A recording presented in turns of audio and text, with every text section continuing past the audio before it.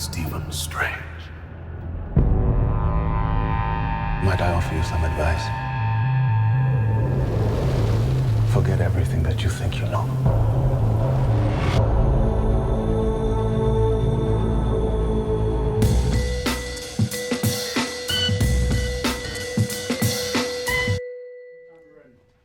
A great movie, and what a great extension of like the Marvel universe to see that it has this new kind of angle that it could go on, and I mean, it was exciting to me and my kids. Thank you, Jamal. Thank you. My first How old are your kids?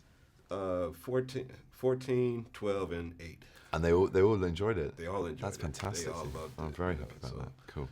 So speaking of kids, I mean, you as a child, you're a child of two acting parents. Yes, I am, was that ever like a pressure on you to really go down this? Never. No, they were good. They were good in that way, and really good in that way. In the way they kind of wanted me to know all the pitfalls and discourage me and just try and offer me something better than they'd had. And they really did that. They were selfless in how hard they worked to afford my education, but also beyond that, just really good role models within their profession. And if now that I am doing it, if I ever garner the same level of respect as they have with their peers, then I'm onto a good thing, and that's down to them, because they really, their work ethic, their camaraderie, and how they applied themselves, and how they got through the lean periods, of which there were many, how they got through the feasts, of which there were some, and it's so peripatetic. You're moving around all the time. I saw all of those things and how that affected us as a family and lifestyle and all the rest of it. So I'm lucky, very, very lucky, that I've got very much to do with them and the leg up that they gave me, into a position in this industry that means I have the privilege of being able to concentrate on family as much as work now, and that's a great thing, and them being part of that family. And so yeah, I would say it was a huge deal, and it continues to be, and one of the motivating factors for me to get out of bed in the morning and just try and do a good day's work is to make them proud. So well, I'm sure they're proud, and as a real life Avenger, I think your superpower is probably acting. And if you, like Dr. Stephen Strange, was to lose that power, do you think you would go through such lengths to try to get it back, or do you have something else that you would probably? It's interesting, isn't it? Because and people do have epic kind of journeys in their careers in all forms, even as artists or actors of any form of art. I think, I probably would try and trace back to something of what I used to be good at or was good at, and then, to be honest, there's lots of other things I'd like to try though.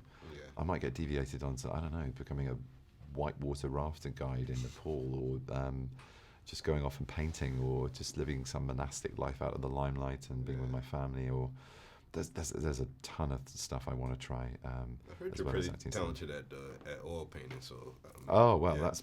Thank you. I don't know who said that, but I'm very flattered. I haven't done oils for a while, but I do try and get the sketchbook out. I try and bring it with me wherever I go, because it goes rusty so quickly. So, yeah, if the acting failed, I'd definitely go in that direction as well. I spent my last dollar getting here. One way ticket, and you're talking to me about healing through belief. You're a man looking at the world through a keyhole, and you've spent your whole life trying to widen that keyhole, to see more, to know more. And now, on hearing that it can be widened in ways you can't imagine, you reject the possibility. No, I reject it because I do not believe in fairy tales about chakras or energy or the power of belief. There is no such thing as spirit. We are made of matter and nothing more.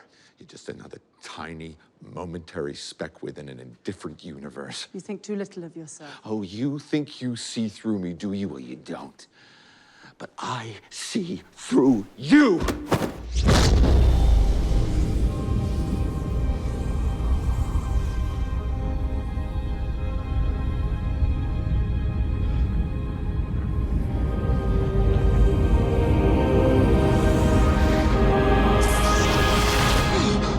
To me.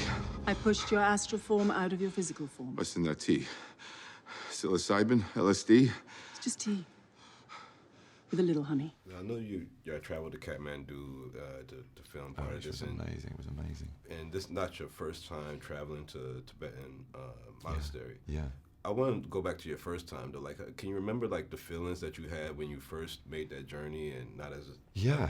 I mean, a little bit like him when he arrives at Karmataj. That door closes for the first time after he gets his Wi-Fi code.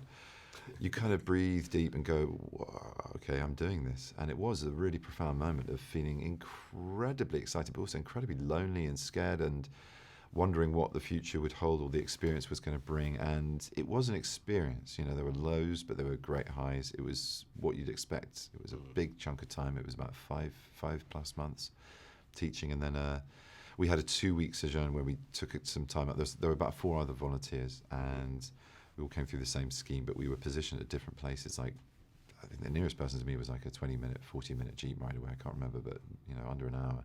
But still, that's a long. You're on your own. You're not. You can't just kind of knock on the room next door. And we got together, went on this journey together, and got lost on a mountain, and just had this sort of crazy experiences where a lot of that stuff kicked back in, especially when we went to Kathmandu.